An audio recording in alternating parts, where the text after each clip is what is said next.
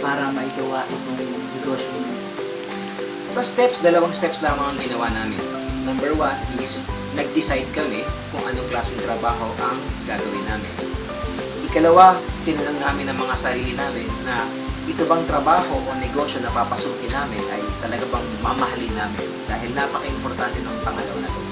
Dun sa nauna, yung decision, pinag-aralan namin maigi, pinag-isipan namin maigi, pinagplanuhan na kung itong negosyong na to ang itatayo namin, mayroon ba kaming sapat na experience, mayroon ba kaming sapat na kapital, mayroon ba kaming kaalaman kung ano ang nasa sa loob ng ganitong klaseng negosyo. Doon sa tinatawag na experience, nag-decide kami na ito ang pasukin namin negosyo dahil mayroon kaming tinatawag na experience sa mga dati naming mga naging trabaho. Doon naman sa tinatawag na connections and capitalization, kinakailangan mayroon kang sapat na mga kaibigan, sapat na mga kakilala sa industriya na siyang pwede mong maging katulong para sa pagpapatakbo ng negosyo na to. Yung ikalawa, yung kinakailangan mamahalin mo ang trabahong ito, napaka-importante kasi maraming tao ang nagtatayo ng negosyo pero matapos ang 5 taon, matapos ang 10 taon, ayaw na nila ng negosyo nila kasi hindi nila napapag-isipan na itong trabahong ito ay parang gusto lang nilang pasukin pero hindi talaga nila mahal ang trabaho. Bale, ano po yung mga naging puhunan ninyo sa negosyo? Tungkol sa puhunan, of course, number one, kinakailangan kahit papaano mayroon kang sapat na kapital, yung tinatawag na financial capital. Ikalawa, dapat mayroon kang koneksyon.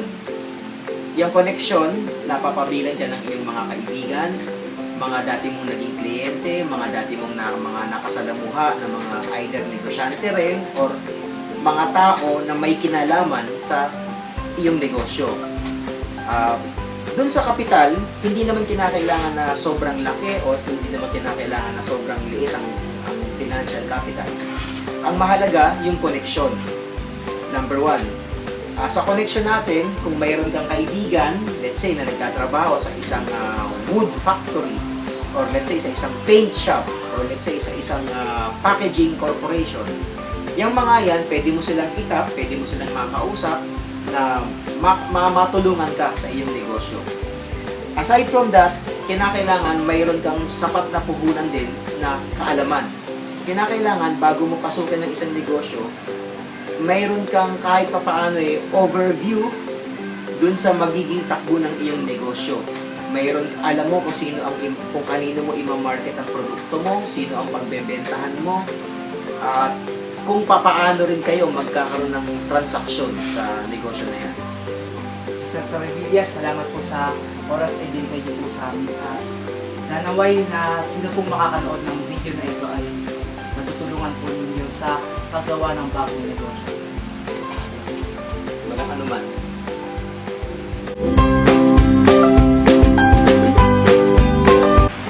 So, ano ang mga kailangan bigyan ng konsiderasyon upang mapanatili ang pagtakbo ng iyong negosyo? Unang-una ay yung saan lugar nagtatayo negosyo mo. Sabi nga ng mga iba ay location. Yun ang napaka-importante. Kasi doon lalago at doon magkaroon ka ng failure kung wala ka sa tamang lugar.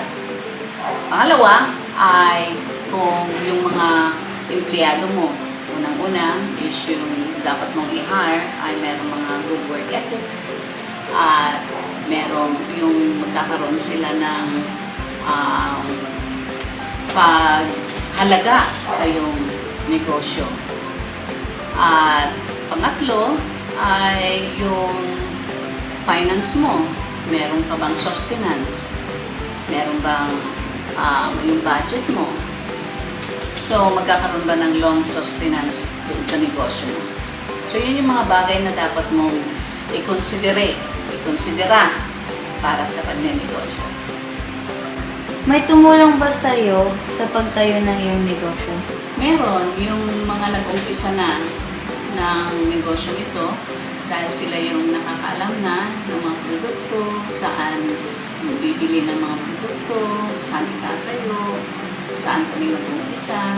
So, sila naman yung nag-guide sa amin upang ano ang dapat namin gawin. Ano mga pwede mong maitulong sa mga kabataang gustong magsimula ng kanilang mga negosyo? Unang-una ay bago kayo magsimula na magkaroon ng negosyo ay i-research nyo muna. Magkaroon kayo ng mga feasibility studies kung ito ba ay lalago at ito ba ay tatangkilikin ng publiko.